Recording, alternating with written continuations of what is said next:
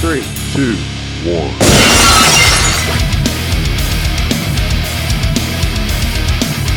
Put everything down and crank your speakers up. It's time for The Realest Podcast. Oh yeah! We got us a new world champion! And what is going on, guys? You're listening to the Realest Podcast, and welcome to May 9th, Smackdown live review. So you can say Monday night. Just rolls off the tongue a little better. Smackdown took place in London today. Not a great Smackdown. Joined by Andrew as always. Kyle's working today. All through, together, what do you think of Smackdown tonight? It was just a decent show. It wasn't a great show. It wasn't a bad show. It was just there. Yeah, it was just there. Before we get into this review, be sure to hit that subscribe button. Also hit that like button. This chat is live. When we are live, you can also, if you are watching this after we are live or on the upload next day, whenever, be sure to comment what you guys think. Give us your opinions on what you're thinking of, wrestling and where it's at right now. Let's get into it. Smackdown opened up. I thought it came pretty strong. Pretty strong start. My opinion, I did. At least. Yeah. I mean, SmackDown generally has a great sense of promo work to start off a show, so it's no surprise there that they would come out swinging. I definitely think that they do it a lot better than Monday Night Raw does when it comes to promos. It was just really forgettable. Because I honestly trying to remember everything that happened. It was forgettable. It was good. I'm assuming that AJ Styles is now a face, or he's just in the middle, one of the two. Again, I would say at this point he's officially a face. It just sort of happened. It wasn't like a big dramatic change. It just sort of happened right after WrestleMania. Just slowly you see him turning into a face. He started going up against heels, and now at this point he's pretty much 100% face. Right. It was again. It was just there again. It's really what it was. It was just one of those nights. We saw Sami Zayn confront Baron Corbin. Actually came in from behind to attack him. AJ Styles come in to confront Kevin Owens. Kevin Owens came in to basically tell both Jinder Mahal and Randy Orton that after he gets done with AJ Styles that he will go for the title and become the face of the WWE. And, Randy Orton basically saying that he's done with Bray Wyatt. He's ready to focus up on Jinder Mahal. Natalya defeats Becky Lynch. Again, it wasn't really crazy. The welcoming committee, helping out. It seems like, Charlotte is still not fully heel or face, excuse me. Charlotte, you can tell she's there because she's pissed off, but at the same time, you can also tell she's ready to, she wants that title, and her and Naomi are still very, very, the rivalry is still there. Yeah, this is just sort of a distraction, maybe part of that is because of the pictures, that she's kind of getting punished at this point, But, it's just, I feel like it's all just a distraction to kind of keep Charlotte face at the moment. Mm-hmm. Yeah, obviously, won dirty after being distracted. And then, of course, we have Eric Rowan versus defeating Luke Harper. That actually was a surprise. Luke Harper actually looked really good, and I've been saying this for a while, that Luke Harper really does look good. I mean, I wouldn't say that he's a main eventer, but he is looking good and strong. Well, I mean, it does it really surprise you? I mean, when the two split off from Bray Wyatt and went their separate ways the first time, it was sort of Luke Harper that really got the bigger push or seemed to really get the fans behind him. And, when they got back with the Wyatt family, it was sort of like a blessing for both of them because they kind of needed it at the time, and now they're kind of split up again, and It's the same thing. Eric Rowan is just Eric Rowan. He's really struggling to get his identity. Whereas Luke Harper is sort of the same guy. It's just that you see that he's sort of evolved, and his in-ring effort actually shows that. Yeah, And I think that's the big difference between the two. he's also sort of has found an identity. He really hasn't found a crazy identity, but he has found one. I think Luke Harper. I really wish that him and Bray would feud. That would have been nice. Obviously, Bray being on Raw, that won't happen. But I thought what he was doing was good, and for a little bit, I thought it would be a triple threat match for the WWE Championship at WrestleMania. The way everything was going. Yeah, but the execs seem to kind of give up on him. I don't think they felt like it was worth time. I know nobody wants to give him the shot, which is understandable. I thought both guys look good. Again, Eric Rowan has really proved himself, in my opinion. Or not, I wouldn't say proved himself, but he's done really good stuff. And then we have Dolph Ziggler confronting Shinsuke Nakamura. We finally get to see Shinsuke. A lot of people are getting tired of seeing these promos, and I've been one to say keep them off TV. It's a good thing. And then, I've heard other people say that, and they're actually starting to turn, jump ship and say, well, we need to see Shinsuke more. It's getting annoying. So, again, the question comes up, do you think that it's a bad move that we're seeing, what we're having with Shinsuke Nakamura? No, I think that it's building excitement for what is going to happen at Backlash. I feel like debuting him at the pay-per-view is something that they should do. And if you really look at it, it's not different from what they do with NXT. Mm-hmm. NXT, they normally do the stuff like that. They might build promos, and actually have them wrestle at a takeover event. And that's basically the same formula that they're following for SmackDown. But, the reason why they're saying we want Shinsuke Nakamura is not because he's off of television. It's because he's Shinsuke Nakamura. No matter what, you're going to want to see Shinsuke Nakamura. And, at this point, it's been, 3 weeks or so? At least 3. Mm-hmm. Since the new trading, and Shinsuke's been on SmackDown. It's been a month since Shinsuke's debut, because it has been a month so 3-4. So, at the same time, it's like it's time. We want to see him get a little bit of action in there just to, keep the fans happy. I think one thing that they're trying to do is they're trying to, keep that, that it's Shinsuke Nakamura. And the people that don't watch NXT are thinking, well, what do we care about? Yeah. Who is this guy? And I think what they're doing, it gets, the build-up is more and more. And, if I was somebody that really wasn't a guy, if I was somebody that didn't have the network, this wouldn't make me want to buy the network, but it would want me. I would probably try to find it illegally, or not illegally, but find a link somewhere. Well, yeah, because how can you not be curious about what this guy has? If you haven't seen him before, right? And they're holding him off, so he must be something special if they're waiting this long. Yeah. Again, I personally, I think it's smart. I do think it is smart to keep him off the TV. Again, he can't cut a 15 to 30-minute promo. His English is I wouldn't say he speaks very little English, but, his English isn't that, fluid.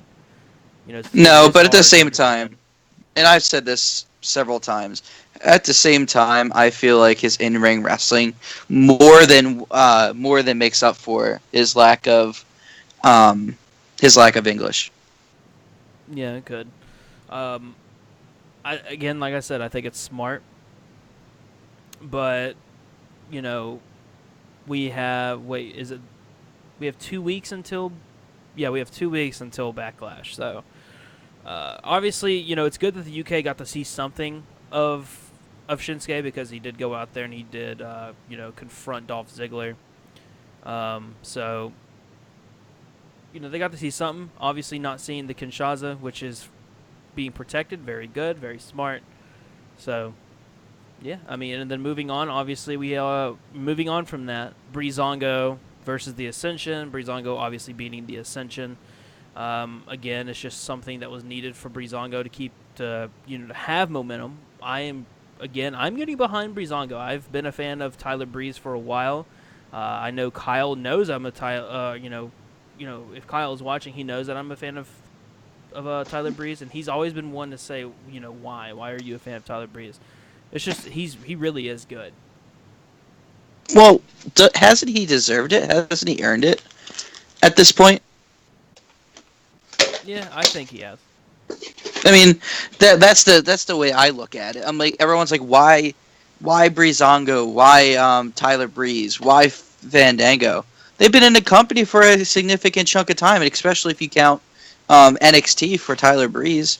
And Tyler Breeze, he works his ass off every time he goes into that ring. So you know what? Give it to him. See what he can do.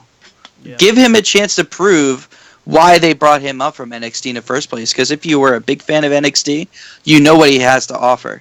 And it seemed like that was going to happen when he first got brought up with feuding with Dolph Ziggler in that whole affair with Summer Rae being his girlfriend, so to speak, and them doing that, and just out of nowhere, boom, it just got scratched, and the Tyler Breeze became what he was, and that was basically a nobody. So. Well, you see, that's where I'm confused, and maybe you can add clarity to this. Like, why are the execs not solely behind a guy like Tyler Breeze, who, in my opinion, reminds me way too much of a guy like Shawn Michaels, who was, absolutely pinnacle in the company as it is today. So, I mean, if I were Vince, I'd be seeing dollar signs and promoting him as the next Shawn Michaels, in my opinion. I'm not going to go off and say that this guy is like a main event star and that he needs to be, something crazy. He has the potential to be. He could be, but I mean, I wouldn't, put all my money in, especially with the talent that they have. I wouldn't put all the money that I have on that and, invest into Tyler Breeze. I do think that the guy is very talented and that, for people that, haven't really seen Tyler Breeze, the guy can do really well and can do a lot, but it doesn't help that with Tyler, that we get to see so little of Tyler Breeze. And I think with the way the UK crowd responded today about Breezango, that should say something. Like, look, there's support with these guys. Like, let them go.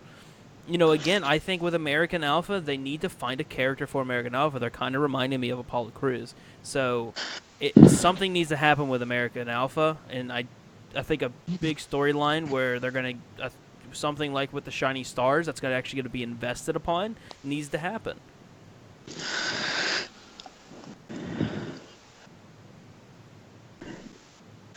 Yeah, I think at some point they need to just throw a Hail Mary and give somebody a chance. And American Alpha, we know who American Alpha is. We don't on SmackDown though. That's the thing. We really don't say this about SmackDown too often, but SmackDown sometimes does forget to sort of promote some of their talent or sort of give them a storyline that gives them the identity that they were. And I feel like it's because they're so well known in NXT that they're not really focusing on it, because you can really see that with Shinsuke Nakamura too. That they're not really promoting who he is. They're not really giving him an identity as much as other superstars are who have been in the company. And, I feel like part of that is because they were so well known in NXT that they feel like they don't have to spend as much time promoting those guys. When it comes to promoting, I think they're doing a good job. It's, again, I think we talked about this before. Sit here and talk to me, or tell me who was American Alpha whenever they were popular in NXT. Again, us smart fans appreciate good wrestling. In all honesty, that's what we do. Like, if you give us a good wrestling match, hey, good job. We'll applaud you. And that's why we liked them. They were honestly and truthfully, it was good wrestling, And now, go ahead. Which we haven't really seen since We've seen they've wrestled Angle. good, but then again, here's the problem. We saw them maybe once or twice a month. We at this point, especially when they were champions, we saw them every week. So it turned into these guys really don't talk on the microphone. The only thing they say is really their catchphrase, which is Reading, Willing, and Gable, and then ending it there. So that's my problem with American Alpha, and I understand, and I honestly and truthfully saw this happening and saw the struggles beforehand, but I was always going to try to be behind them. So Breezango adds a really good character. The Usos are a very good heel right now. Honestly, I would like to see this go for a while. Give Breezango the championships. They earned it. They earn it. Let them. I mean, they've earned it in my opinion. Yeah, see what happens. Take a chance on it. Yeah, I agree. I think the tag teams for both divisions are very bad.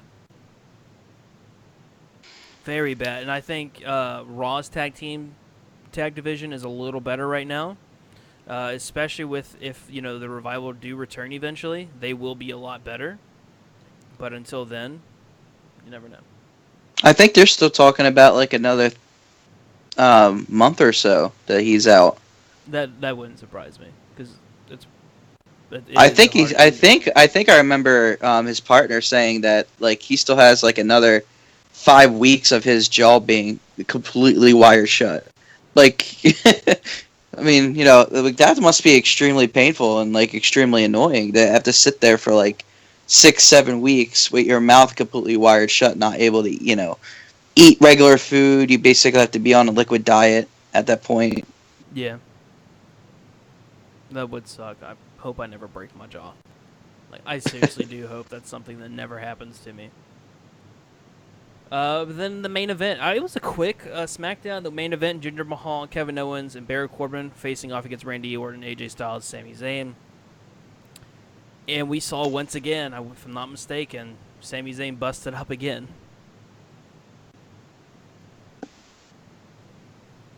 I mean, what did you think of the main event? It was the 30-minute main event. I really enjoyed the 30. I really enjoyed it. No. Oh, that's the problem with events is main events typically aren't that long. So when we do get Well, the third TV main events, TV so main 40, well, yeah, TV main events. But when we do get the 30, 40-minute, TV main events, we really start to appreciate it because we're used to the 10, 15-minute main events, and they're not really given enough time to really show what they have to offer. Mm-hmm. And I feel like we definitely get to see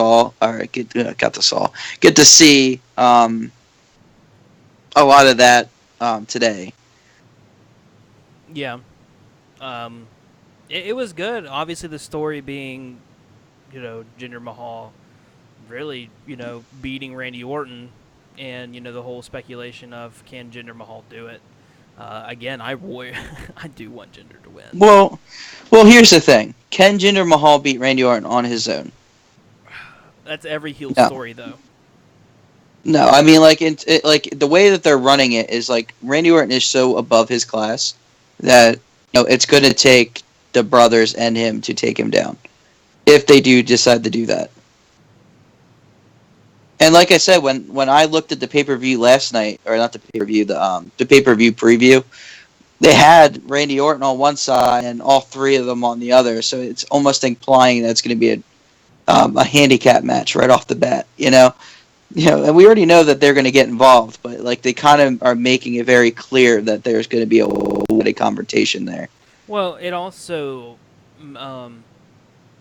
two things could happen here. It could also play Randy lost to Bray Wyatt at Payback, and now we could, he's having to go up against three guys, and that could be the story, him having to overcome the three people. I mean, it definitely something he's done before. I mean, how many times have we seen Randy Orton like RKO like three or people and still win the match?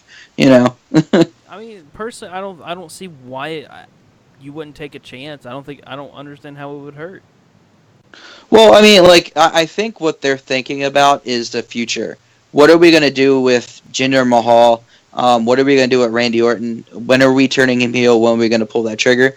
Honestly, if I were a betting man, I'd say that Randy Orton, if he does lose the championship, he'll lose it and gain it back, and then he'll probably end up turning heel right before SummerSlam. Honestly, don't see him turning heel, especially with how popular he is right now, because he is popular.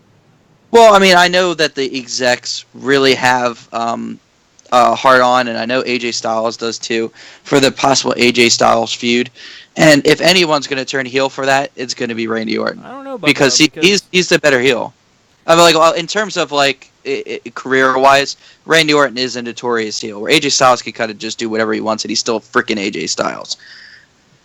I personally, I don't know. I think it would be good because in reality, we really don't know if he's a face or not. He's kind of just there. So I wouldn't mind him kind of, staying face and AJ being the heel. That's just me. It's crazy to think because we've already talked about all of SmackDown. Well, yeah, it's a shame too. Like when not a lot really happens, that's what I do usually occurs. I do hate that both London shows are very, very short. I wouldn't say. I guess you could say they are disappointing, but I do hate that they were, like this because I know the London fans really want pay-per-views over there. Looking at the news, really not a lot happening. Obviously, Braun Strowman going to be missing a few months. Rusev announces his return, obviously demanding a championship spot, which is good. I think the guy needs to become he needs to go after the main title. He does. I mean, I think Rusev is boring, but what's next for him? You keep him at that mid-card title, he'll even be more boring. Braun Strowman to miss up to 2 months with injury. I mean, that's the big story, is he's going to miss up to 2 months. So question is what's next for Roman Reigns and what's next for Brock Lesnar, what's going to happen. But other than that, SmackDown, I'd give it about a 5. Just it really wasn't. Yeah, I think that's about solid. I think next Monday is going to be pretty decent with the Intercontinental Championship on the line, and SmackDown should be okay with it being the go home show for Backlash. Well, I think they said if Miz wins, that's his 7th one. Yeah, it would be 2 off of Chris Jericho's record. That's what I was just thinking. Like he's getting up there with Chris Jericho's record. I think he's at 8 at this point. No, Chris Jericho has 9. Oh, does he have 9? Yeah. Well, I knew he won a lot of them. People will say that Jericho is that, this, and that, but people also consider him to be the best Intercontinental Champion. But a lot of people will say, well, he might be one of the best, but he also lost it 9 times. That don't mean anything. It really doesn't. I mean, would you really say that Ric Flair isn't one of the best wrestlers just because he lost the championship 16 times? I mean, you could say the same thing about John Cena. Oh, well, he's a good wrestler, but he lost the championship 15 times. That don't mean anything. 16. Well, 16. But, I don't judge a wrestler by his win-loss record. I judge a wrestler by the content and the actual wrestling they bring into it. This is something interesting. I read up on this last night, just to continue on with the show. So, with the Golden Truth losing last night, when Kurt Angle brought up the fact that their win-loss record wasn't that good, actually, until last night, they didn't lose a match until since December 26th, if I'm not mistaken. In live shows, they've been winning a bunch of 6 to 8 man tag teams. Yeah, but there's a difference between live shows and televised shows. You're right, but because the smart fan will be like, "Yeah, you're right. Totally, they've been winning live shows. So I mean, technically, the win-loss record isn't short, but it's almost as if the live shows don't exist." Except for extreme circumstances, like in the case of Samoa Joe and Finn Balor, well, they'll actually call out to it and be like, "Oh, this happened at a live show." But other than that, they choose to ignore stuff like that normally. Mm-hmm. For story's sake, and be like, "Yeah, you don't have a very good win-loss record." Yeah. But I mean, not a lot more to talk about other than babbling on about other stuff off topic about SmackDown. What would you have to? What would be your final comments on SmackDown for tonight? 5 or 6. Yeah. I mean, it was okay show. I mean, it wasn't good, it wasn't bad. It was just there. I mean, we got to see AJ Styles, which is a plus. I got to see Randy Orton, that's also a plus. Other than that, it was okay. Right. Well, I mean, I do think that's going to, with that being said, I think that's going to do it for us. Obviously another short show, or a shorter show being 25 minutes, obviously. Again, SmackDown really wasn't that special. It was, I hate saying it was kind of just there. Again, I give it a 5 or 6. Kind of disappointed with how they went to the UK. Usually they go to the UK and they deliver good shows. So, again, with that being said, I think that's going to do it for us. So until next Monday, we'll be live next Monday, obviously with the Monday Night Raw review. So until then, peace out.